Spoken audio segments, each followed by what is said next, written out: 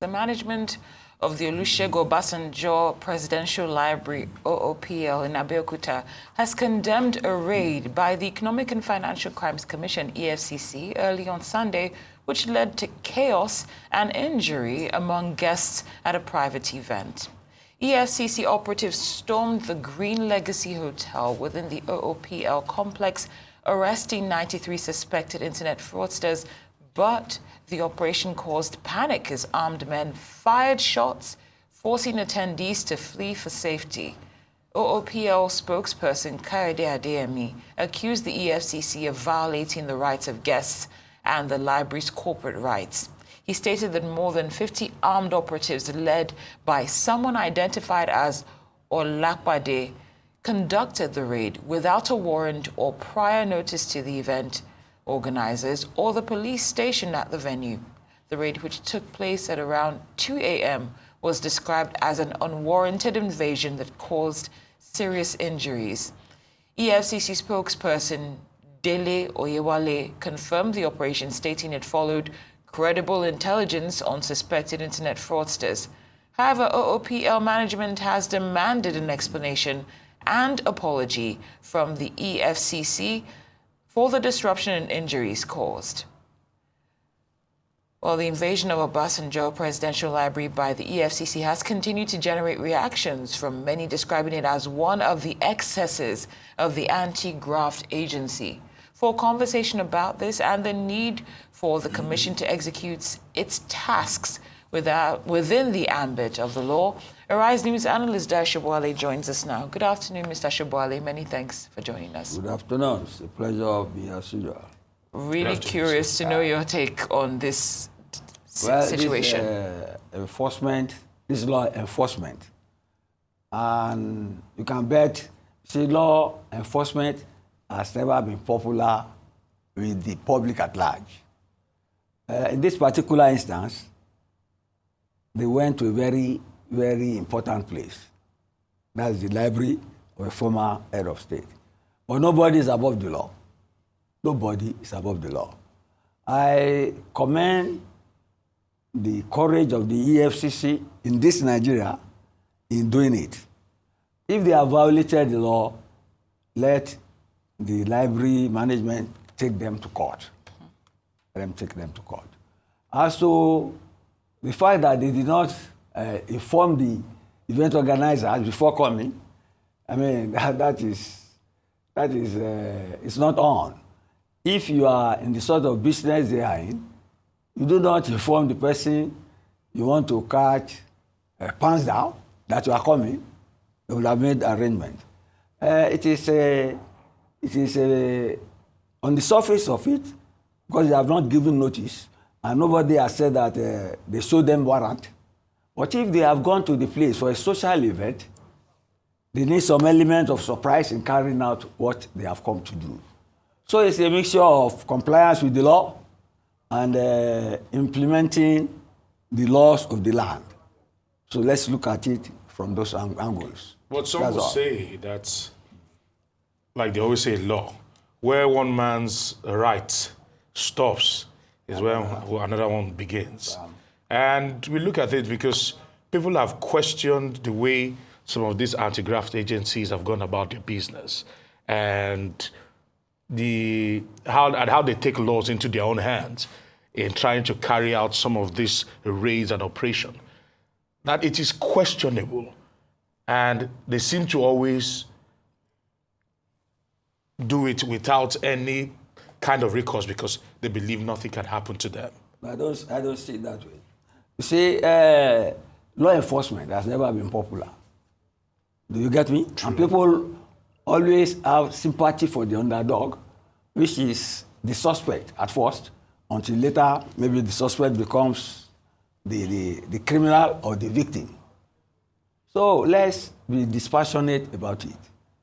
The EFCC, look at this particular case, in this instance. Look at the venue. They say these Yahoo people, obviously suspected. But they arrested a handful, yes, over 90.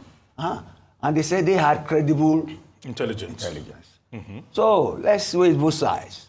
They have no right to violate the rights of the organizers or the Yahoo boys, although if they did not have enough evidence, I don't think they would have arrested them. They know who they came for. So they arrested them. The onus on them now is to charge them. And they should do that within the stipulated time, which is 24 hours or thereabout. They should charge them to court, and those who are not found chargeable should be released. But my point here is that this is a clear case of the rule of law, and the venue notwithstanding, it shows that nobody is above the law, even if you are in State House. Do you get my point? That is the way I see it. But at the same time, they must not violate the rights of people, and they must not intimidate the public at large. But they have a right to do their duty. They are fighting corruption in this country. And you know corruption is a very, very great obstacle in our path towards economic development. Let's leave it at that. Yes, but Mr. Sobowale, we know that everybody is innocent until proven guilty. Like now, a great lawyer. Well, I learned from you.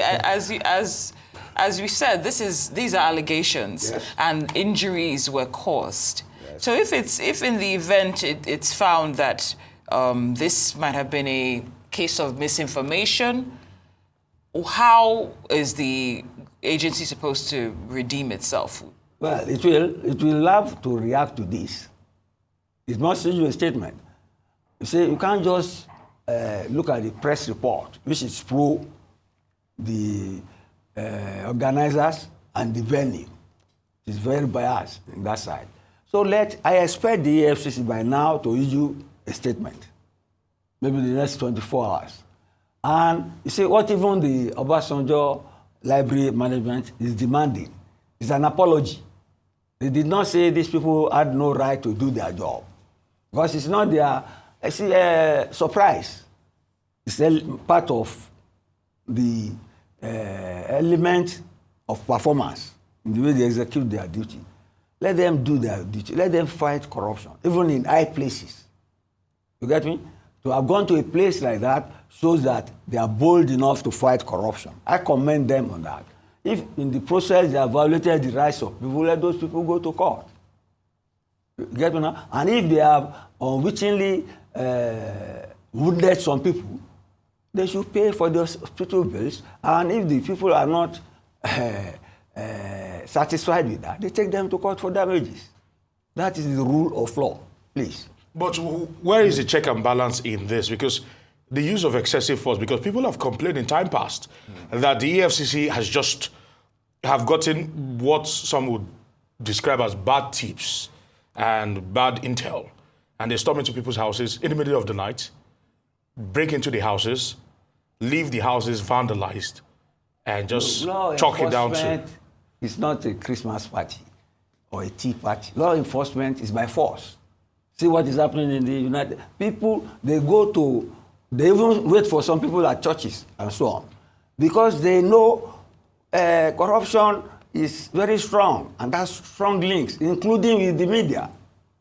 You get me? So that is why every time, you see, it seems as if the media is always exacerbating the problems of law enforcement. That is the nature of society. No, but they've always been against the excessive use of force.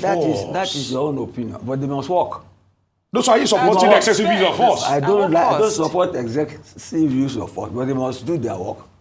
And I see, let me tell you, in doing their work, they don't pat you on the head. They are meeting people who are even at times better armed than them, better position to stop them. So if they are, to me, law enforcement is the basis of the rule of law. If you don't respect that, that is your own problem. But a peaceful society must support law enforcement and the rule of law. Leave it like that. Well said, Mr. Sobowale, but still, but the need for balance, like Aaron of course, pointed out. We have not said, you say balance, yes. The need for balance. But to ridicule EFCC... I don't think there's any case of anybody being trying to ridicule them here, but is it time for us to see a retraining of how, or re-implementation, or a new way of how the EFCC operates? Because just because you have intel, so people should bear injuries because they're going off of information that has not been proven to be accurate? Because they are carrying out their duty, and people who went to the media and accuse them of high-handedness and all that. So that is the plain fact. You won't hear from their side. That's not what I'm asking. You said people are presuming innocent. No, but EFCC have not been able to, in time past, this is not a peculiar case. This is not an isolated incident. EFCC in time past have not been able to give sufficient statements that are satisfactory to why the use of excessive force. Because that is why I started by saying that where one man's rights ends is where another one begins. I've always read their reaction to issues, and I've found it very reasonable and that's very for the few that they have reacted to. Because we've had raids happen here in Lagos whereby people have complained that they didn't even have anything to do. People who commit crime always spread information or give misinformation to have public sympathy. Don't be taken in by that.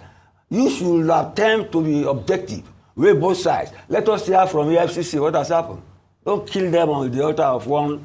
We've not heard from the EFCC. Unfortunately, I said the next 24 hours. They are always very slow to respond, but quick. You are so biased. They kill people. They do. Nobody has said killing. Nobody said you have an open mind. Let us wait for their reaction. Excessive force is what I'm against. And people are not satisfied. Let people go to court. All right. We'll wait for their reaction. Yes. And thank you for your insight, Mr. Dayo. We appreciate your time here on Newsday. Thank you.